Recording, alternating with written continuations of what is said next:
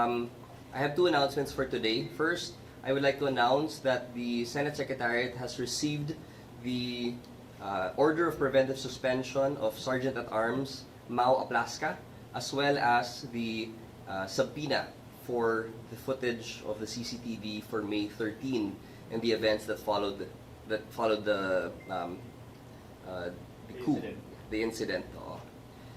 For my second announcement, the Office of the Ombudsman confirms that our office has officially received a copy of the resolution from the Department of Justice, National Prosecution Service, regarding NPS docket number XVI-INV 26A00003. The resolution comes from a comprehensive preliminary investigation initiated by a complaint lodged by the National Bureau of Investigation, Department of Justice, Public Works, and Bid Rigging Task Force. In general, the investigation centers on expansive legislative and public works budget execution irregularities.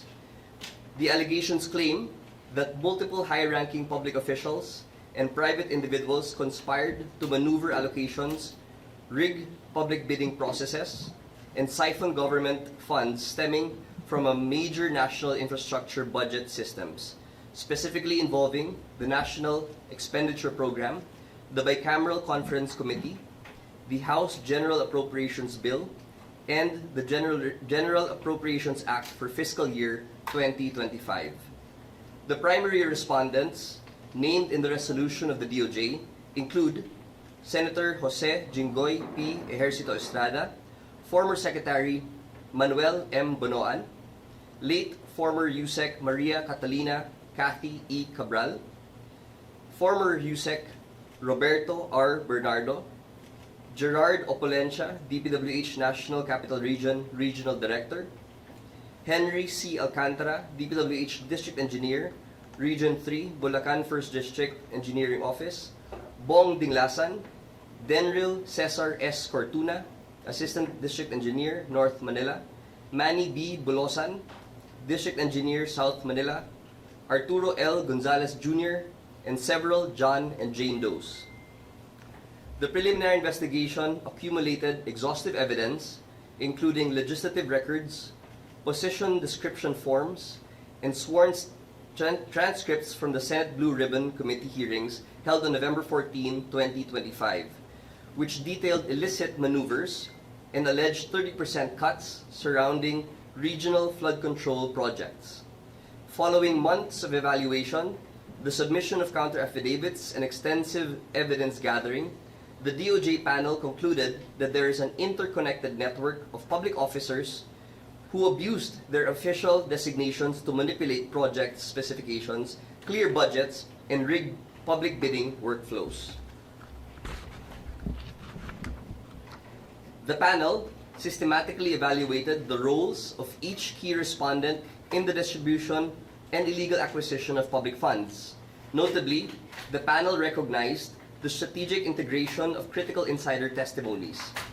Also, respondents Roberto R. Bernardo, Gerard P. Opolencia, and Henry C. Alcantara were formally granted coverage under the DOJ's Witness Protection, Security, and Benefit Program, pursuant to Republic Act number 6981, as their direct personal knowledge was found vital to unraveling the bid rigging scheme. Based on these findings, the DOJ panel recommends the following. Number 1, the immediate filing of formal criminal sets of information before the proper courts against the correspondents found to have a prima facie case against them. The charges recommended are plunder under Republic Act number 7080 as amended, violations of Section 3B and Section 3E of Republic Act number 3019 or the Anti-Graft and Corrupt Practices Act, direct bribery and receiving gifts by public officers under Article 210 of the Revised Penal Code, corruption of public officials under Article 212 of the Revised Penal Code against complicit private individuals and entities.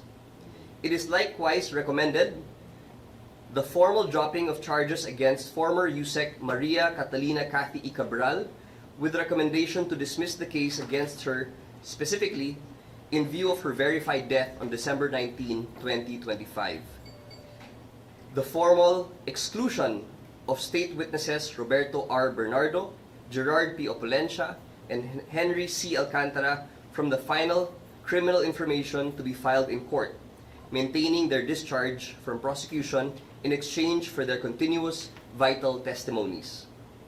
A recommendation for the NBI-DOJ Task Force to pursue further investigation to fully unmask the identity of the remaining John and Jane Does who acted as intermediaries or beneficiaries in the project allocations.